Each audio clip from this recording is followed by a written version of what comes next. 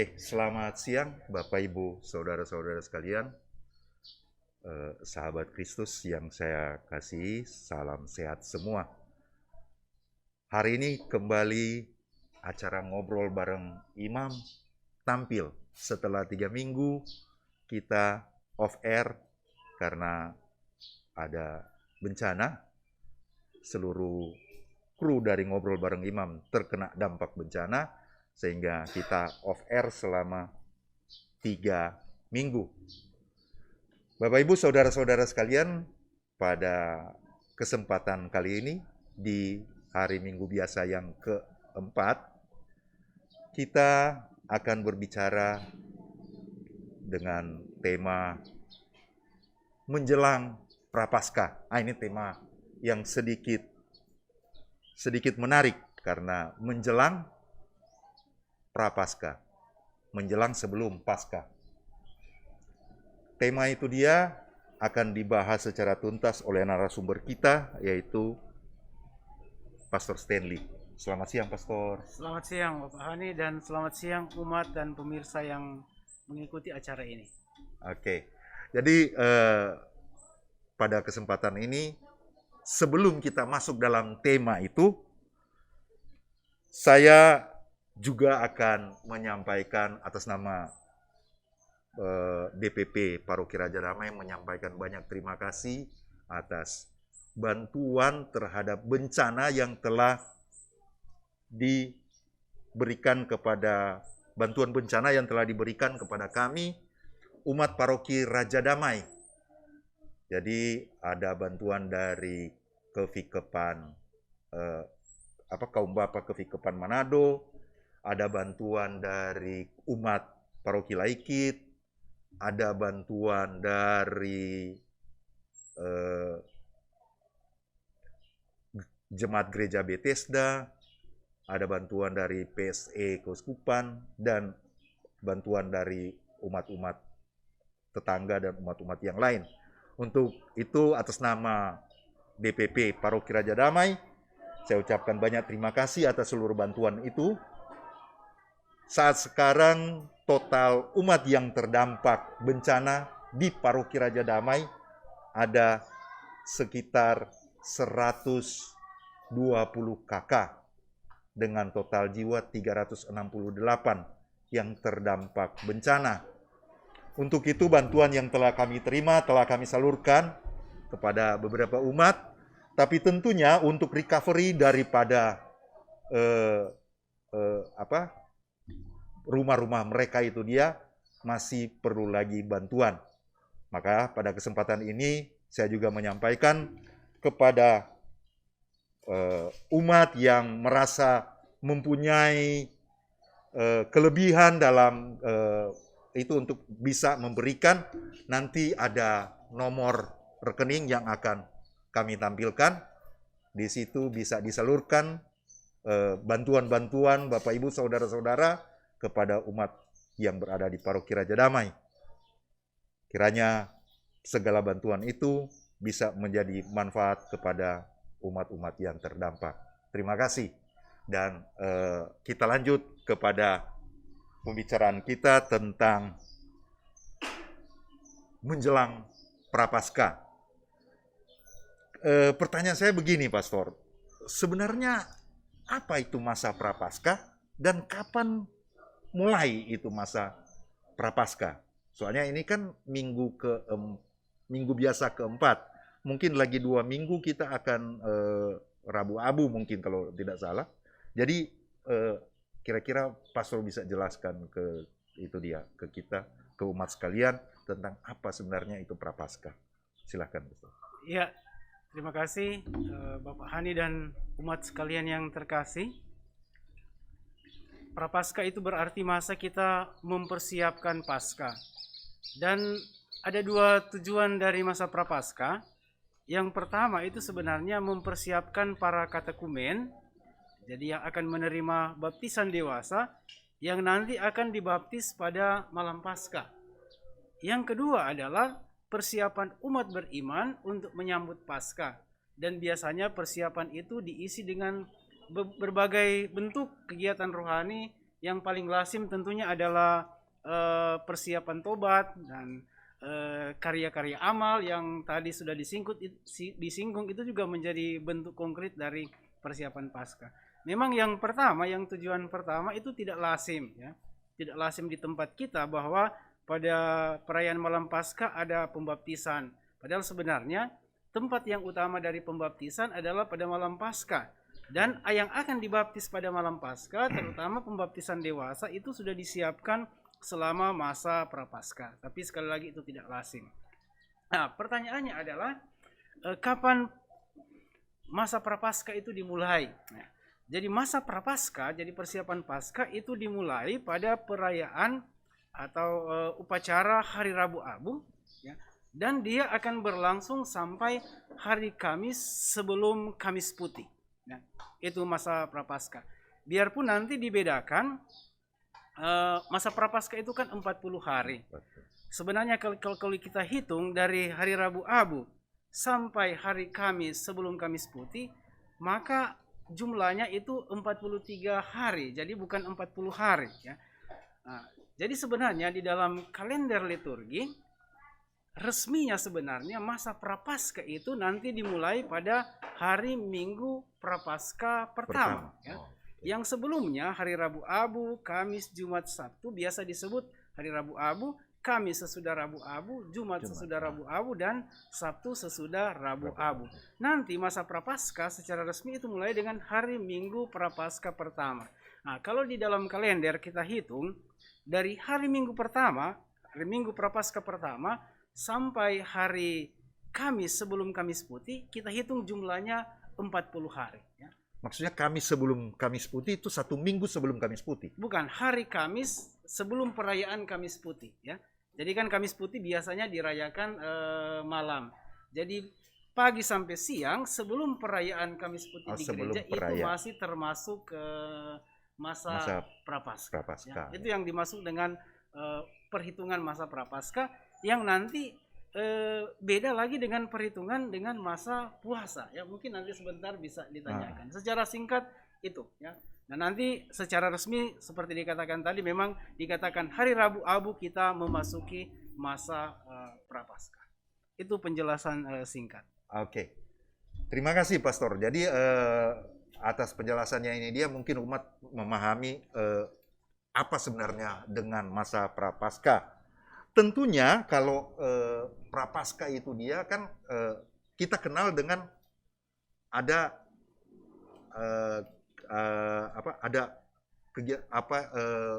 puasa masa puasa di dalam Prapaskah begitu. Nah, masa puasa itu dia adalah salah satu bentuk dalam mengisi masa Prapaskah. Jadi bukan konkretnya hanya berpuasa saja, begitu kan, Pastor? Kalau kita mau coba tangkap dari itu dia bahwa konkretnya bukan puasa itu bukan satu-satunya kegiatan dalam mengisi masa Prapaskah, melainkan ada banyak kegiatan, ada tobat di situ, kemudian ada juga aksi puasa. Aksi yang jadi orang berpuasa bukan hanya berdia, melainkan mengadakan satu aksi ya dalam bentuk aksi solidaritas atau aksi apa kira-kira seperti itu dia kan, Pastor, untuk itu. Nah, untuk perhitungan puasa dan aturan puasa di agama Katolik seperti apa sebenarnya, Pastor? Ya, terima kasih atas pertanyaannya. Jadi betul.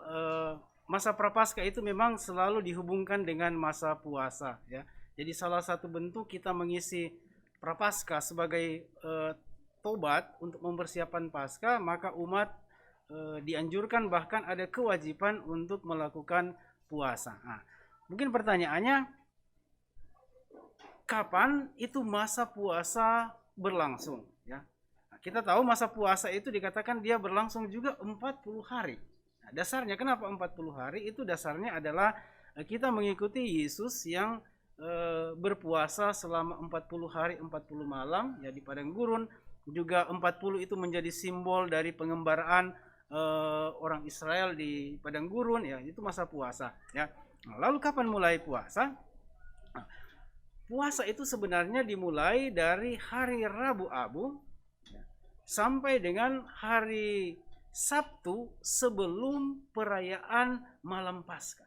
Itu sebenarnya puasa. Ya, tapi ada penjelasannya. Bahkan ada yang disebut dengan puasa dan pantang wajib. Itu puasa dan pantang wajib itu pada hari Rabu Abu dan Jumat Agung. Nah, jadi itu.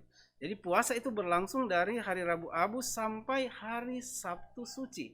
Jadi bukan cuma sampai hari Jumat. Hari Jumat. Tapi begini, kalau kita hitung dalam kalender dari hari Rabu Abu sampai Sabtu Suci, maka jumlah harinya itu 46 kalau kita hitung. Padahal puasa itu cuma 40 hari.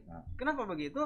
Nah, lalu penjelasannya adalah di dalam tradisi Gereja Katolik yang dihitung sebagai hari-hari puasa ya hanyalah hari-hari biasa, tidak termasuk hari Minggu. Jadi hari Minggu itu bukan hari puasa. Bukan hari puasa. Makanya kalau kita hitung dari hari Rabu Abu sampai Sabtu Suci jumlahnya 46 hari dan kita kurangi Dipotong 6 hari Minggu, dipotong 6 hari Minggu yang bukan hari puasa, maka jumlahnya adalah 40 hari kita berpuasa ya. Dan sekali lagi puasa dan pantang wajib adalah pada Rabu Abu dan Jumat Agung. Bahkan di dalam Gereja Katolik sebenarnya ada yang disebut dengan puasa Paskah. Dan ini tidak dikenal. Puasa Paskah adalah puasa apa? Nah, itulah puasa yang bisa dilanjutkan mulai dari hari Jumat Agung sampai Sabtu Suci sebelum perayaan malam Vigili Paskah. Itu sebenarnya yang disebut dengan puasa Paskah. Ya. Jadi ada mungkin ada umat yang masih bisa melanjutkan bukan hanya sampai pada Jumat Agung tapi juga Jumat Agung lalu ditambah lagi sampai Sabtu Suci. Itu yang disebut dengan puasa Paskah. Bahkan itu sebenarnya puasa yang paling asli ya. Yang satu hari terakhir itu. Ya, jadi sebenarnya puasa yang paling asli itu yang awalnya adalah puasa pada hari Jumat dan Sabtu. Hari Jumat dan Sabtu. Kenapa disebut puasa asli? Karena orang-orang Kristen awal itu mereka membaca tentunya Injil. Di situ dikatakan waktu Yesus diprotes waktu murid-murid Yesus diprotes oleh orang-orang Farisi, mengapa murid-murid Yohanes berpuasa sedangkan engkau atau murid-murid Yesus tidak berpuasa? Lalu Yesus bilang begini, dapatkah para tamu yang datang berpuasa selama pengantin itu masih berada bersama-sama dengan mereka? Nanti saatnya kalau pengantin itu diambil dari mereka, maka mereka akan berpuasa. Nah, orang-orang Kristen awal memahami pengantin itulah Kristus. Ya. Ketika Kristus diambil dari mereka pada Jumat Agung, ketika Yesus mati, nah, disitulah mereka nanti berpuasa. Ya. Dan itu diambil alih oleh jemaat-jemaat perdana. Mereka benar-benar berpuasa. Puasa berarti mereka berduka atas kematian Yesus, atas Yesus yang diambil dari mereka. Nanti kemudian di dalam perkembangan itu puasa diperluas bukan cuma 2 hari tapi diperluas 1 minggu dan muncullah apa yang disebut dengan Pekan Suci. Belum lagi bahkan dalam perkembangan kemudian puasa diperluas menjadi 40 hari lalu muncullah apa yang disebut dengan 40 hari masa Prapaskah. Nah, sekarang mungkin melanjutkan pertanyaan bagaimana aturan puasa dan pantang. Ini kita mengenal bukan cuma puasa tapi pantang. Nah, di dalam Gereja Katolik memang punya aturan yuridis atau hukum yang sangat minimal ya, sangat minimal. Puasa itu disebut begini, puasa berarti makan kenyang 1 kali sehari. Itu sangat minimal dan sangat ringan tentunya ya. Itulah puasa. Lalu kemudian pantang itu berarti kita sedikit mengurangi sesuatu yang menjadi kebiasaan kita. Contohnya begini. Kalau misalnya kita biasa tiap hari minum kopi ya. Lalu kita pantang kopi. Misalnya kita terbiasa merokok setiap hari merokok, lalu kita misalnya pantang merokok. Maksudnya pantang itu supaya kalau misalnya tiap hari kita beli kopi misalnya 10.000 atau 20.000, lalu uangnya itu pantang saya sisihkan untuk karya sosial misalnya. Ya. Nah, itu jadi sekali lagi pantang itu sangat puasa dan pantang aturannya itu sangat minimal, jadi sangat rendah, ringan. Itu tentunya dimaksudkan supaya umat sendiri bisa menambahkan. Jadi kalau misalnya aturan hukum mengatakan puasa berarti hanya makan kenyang 1 kali sehari, mungkin kita memutuskan, oh tidak, kita memang dalam satu hari kalau puasa memang tidak makan sama sekali. Nah, itu Ya. juga bisa, ya, gitu ya. Bukan dibedakan tentu makan kenyang satu kali sehari dengan beda dengan makan kenyang sekali. Jadi itu jangan bilang, oh ini makan kenyang satu kali sehari berarti makan kenyang sekali, ya. Jadi makan kenyang satu kali sehari berarti kalau misalnya dalam satu hari itu orang 3 kali makan dan memang setiap kali makan orang kenyang, maka pilih satu saja satu kali saja saat makan di mana orang memang rasa kenyang, ya. Iya. Itu minimal sekali, ya. Tapi sekali lagi itu minimal, jadi kita sendiri bisa memperketat, ya. Misalnya seperti yang kita bilang tadi, tidak harus makan kenyang satu kali sehari, tapi misalnya kita bilang kita mau berpuasa memang tidak makan dalam satu hari, contohnya begitu. Nah, lalu ada aturan lain, tentu ini bagus juga untuk diketahui, siapa yang wajib untuk berpantang dan berpuasa, ya. Di dalam gereja Katolik, yang wajib untuk berpantang adalah umat yang sudah berumur 18 tahun sampai awal 60 tahun, ya. Jadi itu yang wajib berpuasa. Tapi sekali lagi bukan berarti yang tidak masuk di dalam umur itu yang boleh, ya. Tapi bisa juga kita memutuskan biar kita mungkin sudah umur 70 tapi kita mau ikut serta di dalam puasa. Itu. Sedangkan yang wajib untuk berpantang dikatakan itu mereka yang sudah berumur 14 tahun ke atas. Itu yang wajib untuk berpantang, ya. Nah, ini sedikit aturan yang sangat yuridis atau aturan hukum yang memang sangat minimal, sangat ringan. Sekali lagi diberikan kesempatan kepada umat untuk memperketat sendiri atau menambah bentuk pantang dan puasa. Itu jadi, penjelasan singkat. Oke, Pastor, kita coba sedikit memperjelas ini dia. Yang berpantang adalah umur 14 tahun ke atas. Iya, ya, tidak kan? ada batasan umur. Tidak ada batasan umur. Berarti dalam kategori ini dia 18 tahun pun tetap harus berpantang. Iya, bisa berpantang. Berpantang, ya, begitu. Tapi yang puasa adalah 18 tahun sampai 60. Sampai 60 tahun, awal 60 tahun. Awal 60 tahun kan. Berarti dalam arti kata yang 18 tahun sampai 60 tahun puasa pantang mereka. Iya, puasa pantang. Puasa pantang kan, bukan cuma puasa tok kan, itu dia kan. Puasa pantang. Oke. Terima kasih, Pastor. Nah, berikutnya ini dia sedikit yang mungkin ada pertanyaan sedikit dari ada salah satu umat, Pak Yoel mungkin dia akan Pak Yoel sedikit akan bertanya tentang masa prapaskah ini dia. Kami persilakan, Pak Ya, Yoel. silakan. Biar dari dekat-dekat sini masih dapat dengar DP itu dia. Boleh sini. Ya, terima kasih, Pastor. Ini kita bicara persiapan Paskah, tentang Paskah ini. Dan salah satu yang tadi Pastor sudah sebut itu tobat, ya, sakramen tobat. Nah, dalam kaitan itu seringkali umat mendengar ini ada tobat yang tidak sakramental. Istilah tidak sakramental itu disebut-sebut misalnya itu tobat di awal perayaan Ekaristi. Nah, tidak sakramental berarti yang resmi itu yang di tempat pengakuan itu yang sakramental. Nah, sebenarnya apa persisnya untuk umat bisa memahami apa yang dimaksud dengan tidak sakramental? Terima kasih, Pastor. Ya, terima kasih. Sebenarnya istilah itu memang agak jadi saya tidak biasa menggunakan istilah tobat yang tidak sakramental, ya. Nah, tentu memang betul dibedakan antara tobat sebagai sebuah sakramen dalam arti sakramen tobat atau biasa kita sebut sakramen rekonsiliasi. Itulah yang terjadi di kamar pengakuan dalam rekonsiliasi pribadi, atau juga yang kita buat pada masa Advent itulah rekonsiliasi umum. Jadi upacara tobat yang mengikuti tata perayaan tobat yang resmi, ya. Jadi yang menjadi ciri khas dari upacara tobat yang sakramental atau artinya sakramen rekonsiliasi ala sakramen tobat adalah kita menggunakan rumusan-rumusan resmi yang ditetapkan oleh gereja, ya. Jadi ada rumusan resminya. Lalu yang penting juga di situ adalah secara pribadi kita menyampaikan dosa-dosa kita, ya.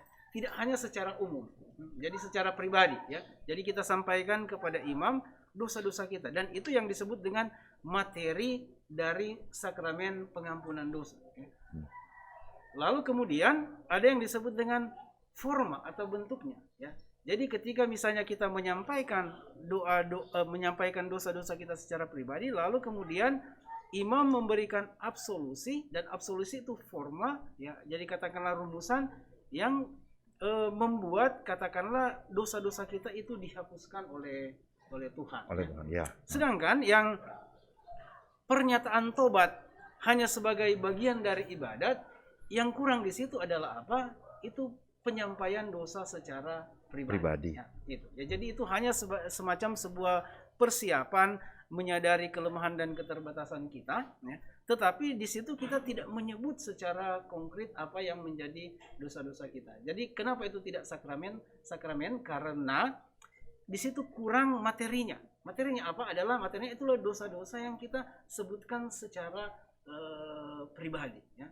Jadi itu hanya semacam satu persiapan untuk, ya, pengakuan dosa pun secara pribadi atau pernyataan tobat pun bisa kita buat secara pribadi di rumah, ya. Nah, secara pribadi di rumah. Tetapi yang sakramental adalah di situ ada yang disebut dengan materi, dosa-dosa yang kita Dan sampaikan, forma. tapi juga forma atau rumusan-rumusan yang disampaikan oleh oleh imam, dan itu rumusan resmi, ya. Kita mendapatkan absolusi, dan bukan hanya absolusi, kita ada istilahnya mesti penitensi, ya. Jadi ada lanjutnya apa yang mesti kita buat sebagai denda, ya, denda atas dosa-dosa yang kita perbuat, dan itu tidak ada di dalam pengakuan dosa yang kita buat misalnya di awal perayaan Ekaristi, gitu.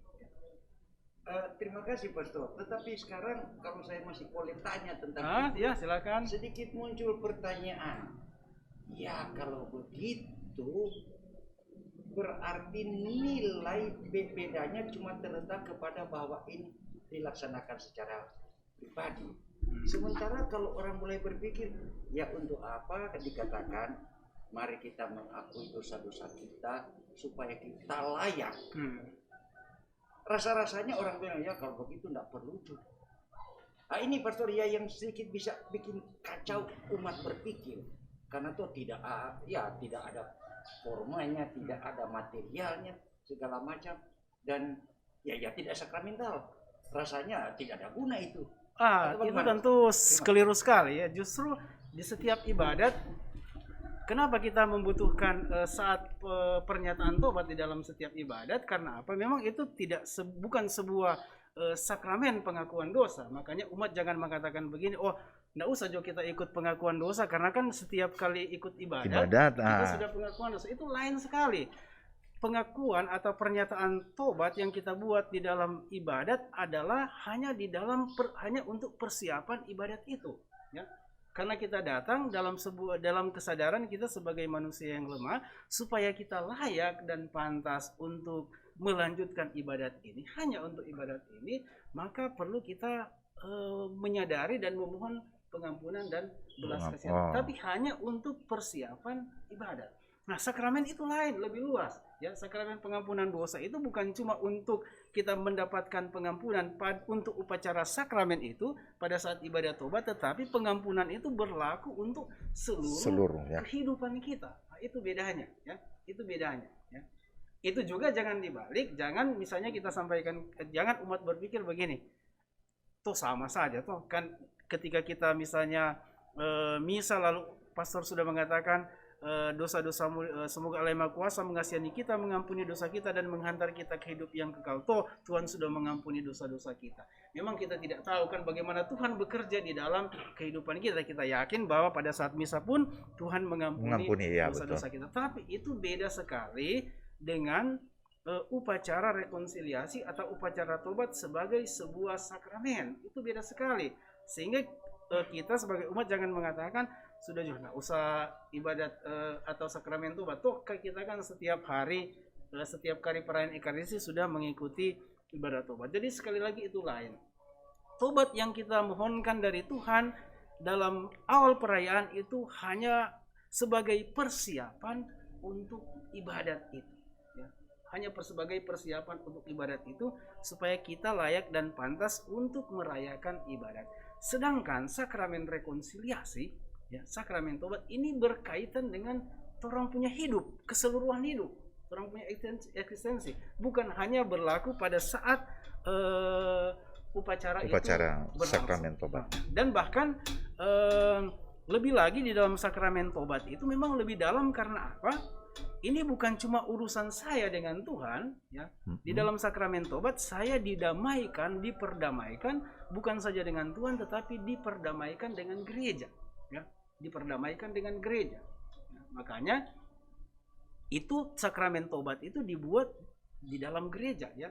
Dibuat sebagai upacara gereja. Jadi saya didamaikan, direkonsiliasi dengan Tuhan, tapi juga saya berdamai dengan gereja. Dan itu tentu lebih luas daripada sekedar tobat pada awal perayaan Ekaristi atau bahkan juga tobat pada awal perayaan Sabda atau mungkin Rosario pun kita selalu ada seperti itu. Nah, itu tobat. bedanya. Jadi ada perbedaan yang besar sekali. Oke, Terima kasih Ya. Pastor. Pak Yoel, terima. Nanti lah Pastor. Terima kasih itu dulu sebentar. Ya, silakan sambil minum kopi. Ya, mari kita minum kopi dulu, Pastor. Ini dia. Soalnya pertanyaan dari umat berat-berat ini dia, Pastor. Ya, silahkan. Oke. Jadi berikutnya, Pastor, yang kita mau juga mau bertanya tentang sakramen tobat. Ini masih dalam seputaran menyambut itu dia kan ada salah satu itu sakramen tobat. Kan Pastor, kemarin itu dia kan sebelum Natal kita juga itu dia dengan sakramen tobat kan, Iya. itu dia. Karena menghadapi kelahiran Yesus Kristus itu dia kita ada sakramen tobat. Sekarang juga ini dia ada sakramen tobat untuk Paskah. Nah, kira-kira konteks sakramen tobat itu dia sama atau beda, Pastor? Kira-kira DP dalam maksudnya dalam torampe pengharapan tobat itu dia kan? Ini sama enggak? Ya. Nilainya kira-kira. Tentu. Jadi kita bicara tentang rahmat sakramen tobat atau daya guna atau efek dari sakramen tobat itu tentu sama, ya. Tentu sama. Entah kita buat sakramen tobat dalam rangka Natal itu sama. Jadi kita memohon pengampunan dosa supaya apa? Supaya kita bisa merayakan atau menyambut kelahiran Tuhan dengan hati yang bersih. Di masa Prapaskah ini kita menerima rahmat sakramen tobat supaya kita bisa menyambut kebangkitan Tuhan dengan hati yang bersih. Juga ada kesempatan-kesempatan lain di mana kita menerima sakramen tobat. Misalnya untuk misalnya orang mau menikah, ya. Di sakramen diberikan rahmat sakramen tobat supaya yang menikah ini diberikan dengan hati yang bersih bisa menerima rahmat sakramen perkawinan, ya. Jadi efeknya atau daya gunanya sama, biarpun sakramen tobat itu dirayakan dalam konteks atau situasi-situasi yang berbeda. Kita juga bisa menerima sakramen tobat di luar perayaan-perayaan itu. Misalnya kalau kita secara pribadi mau mengaku dosa, itu juga sangat terbuka kemungkinan dan rahmatnya itu sama. Tentu di dalam gereja memang sangat dianjurkan sekurang-kurangnya 2 peristiwa besar itu, ya, di mana umat dianjurkan dan bahkan diorganisir sebagai sebuah kegiatan paroki, bukan hanya inisiatif pribadi untuk menerima sakramen pengakuan dosa. Itulah pada masa Advent karena kita menyambut Natal, dan pada masa Prapaskah karena kita menyambut Paskah. Oke, terima kasih, Pastor. Jadi kita lebih jelas sekarang. Jadi walaupun kita melakukan sakramen tobat pada saat Natal dan Paskah, itu dia rahmat yang kita dapatkan itu dia adalah rahmat yang sama. Kemudian Pastor, sedikit lagi ada pertanyaan menyangkut puasa pantang tadi. Nah, yang tadi kan kita hanya dianjurkan untuk umpamanya berpantang kopi, begitu. Nah, tetapi ada satu kata-kata sambungan, Pastor, itu dia yang sebenarnya menarik, yaitu kita tidak minum kopi, tetapi uang untuk membeli kopi ini dia kita berikan dalam bentuk bantuan sosial. Nah, sekarang apakah itu menjadi satu persyaratan atau cuma mana-mana, Jo? Begitu. Atau iko-iko lah kalau kita suka tamu itu, yang penting kan DP aturan kan cuma berpantang, bukan berpantang dan dari apa yang ini dia kita harus memberikan bentuk sosial. Kan biasanya orang sih selalu melakukan itu dia suka melakukan kalau ada aturan, begitu. Kalau ada aturan seperti puasa pantang kan, sebenarnya kan bisa saja orang seperti orang Jawa itu dia kan ada juga yang puasa tiap berapa dalam minggu-minggu begitu.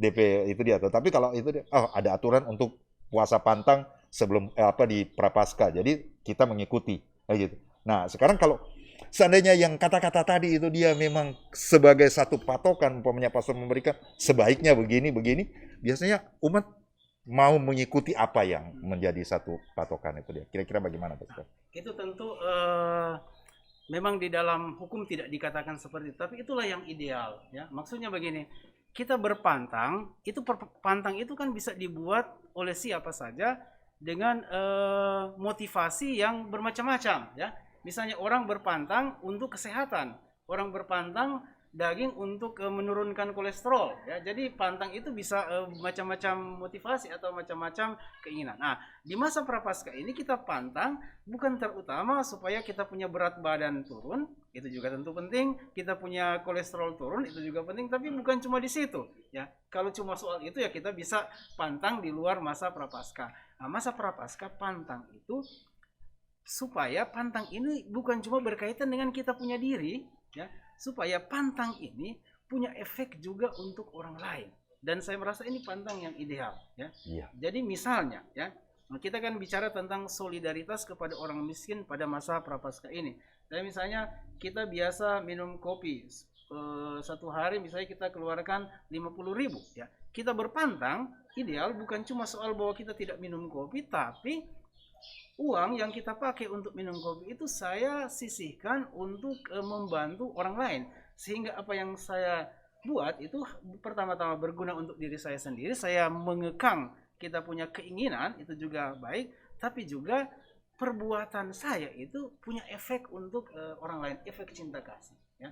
Ini yang sebenarnya untuk saya sangat-sangat ideal dan tentu perlu disosialisasikan untuk membedakan pantang kita sebagai sebuah kegiatan rohani dan pantang dalam rangka untuk menurunkan berat badan atau menjaga body dan segala macam. Kita itu pada masa Prapaskah lebih dari sekedar itu pantang rohani, dan pantang itu idealnya mesti juga punya sumbangan untuk membantu orang-orang yang miskin. Oke, kira-kira itu Pastor cikal bakal dari aksi puasa pembangunan. Jadi aksi puasa pembangunan dari hasil puasa itu kita melakukan kegiatan-kegiatan yang dinyatakan aksi. Oke, terima kasih Pastor. Untuk itu dia, memang waktu kita pendek, tapi masih ada satu pertanyaan yang akan kita sampaikan, Pastor, yaitu menyangkut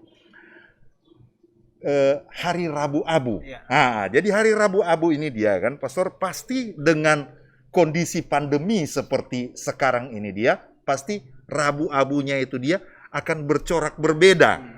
Karena yang jelas kita tahu pada saat Rabu Abu itu dia seluruh umat akan diberikan abu di dahi. Kira-kira bagaimana Pastor? Aturannya Rabu Abu pada masa pandemi ini dia sesuai dengan putusan KWI atau dari Roma. Oke, ini saya jawab singkat karena waktu. Memang pada masa pandemi ini lalu dari Vatikan mengeluarkan sebuah panduan bagaimana memberikan abu pada masa pandemi ini tidak lagi seperti biasanya. Umat mendapatkan abu dengan imam mengoleskan pada dahi masing-masing umat. Tentu di masa pandemi ini tidak dianjurkan karena di situ ada kontak fisik yang sangat dekat. Maka kongregasi ibadat di Vatikan menganjurkan caranya begini ya. Jadi imam tidak mengoleskan abu pada dahi setiap umat, tetapi menaburkan ya, menaburkan. Jadi sesudah upacara atau ibadat pemberkatan abu ya, pemberkatan abu, lalu kemudian entah imam pergi kepada masing-masing umat, itu tinggal pengaturan, atau masing-masing umat datang seperti biasanya, tetapi imam tidak membuat tanda salib pada dahi, tetapi dengan mengatakan tentunya, ingatlah bahwa engkau berasal dari debu dan akan kembali kepada debu, atau bertobatlah dan percayalah pada Injil. Lalu imam mengambil abu lalu menaburkan pada kepala umat. Ini biasa cara yang dipakai, misalnya kalau kita perhatikan misalnya paus atau uskup, kalau mereka menerima abu, mereka tidak mendapatkan tanda salib di sini, tetapi memang itu cara tradisional menaburkan di sini. Ditaburkan di kepala ya. Nah, ini tentu diharapkan dengan cara itu kontak fisik itu tidak terjadi. Artinya tidak seperti kalau kita membuat tanda salib pada dahi. Nah, itu bagaimana caranya, itu bisa diatur di stasi atau paroki masing-masing, ada surat edaran yang sudah diedarkan oleh Komisi Liturgi Keuskupan dan bisa dipelajari dan coba sesuaikan dengan situasi di stasi atau paroki masing-masing. Itu saja yang bisa saya jelaskan. Oke, terima kasih Pastor. Oh, berarti kita harus menyiapkan abu lebih banyak ini ya? Iya. Karena mau tabur-tabur ini banyak ini. Itu berarti Dibanding dengan memberikan di dahi ini, dia kan kalau tabur lebih banyak. nah, Jadi itu berarti juga bukan cair, karena kalau cair tidak akan mesti debu yang kering. Oke, Pastor, kira-kira apa yang kita perbincangkan hari ini dia tentu masih banyak sekali yang akan itu dia dan akan kita sambung mungkin pada minggu-minggu mendatang dengan pembicaraan yang sama seperti ini dia tentang menjelang Prapaskah, begitu. Jadi untuk kesempatan ini dia saya ucapkan banyak terima kasih kepada Pastor Stanley Kawan yang telah menjadi narasumber pada hari ini dan semoga kiranya apa yang telah disampaikan oleh Pastor bisa bermanfaat kepada seluruh umat yang mengikuti acara ngobrol bareng imam. Selamat siang. Salam sehat. Terima kasih.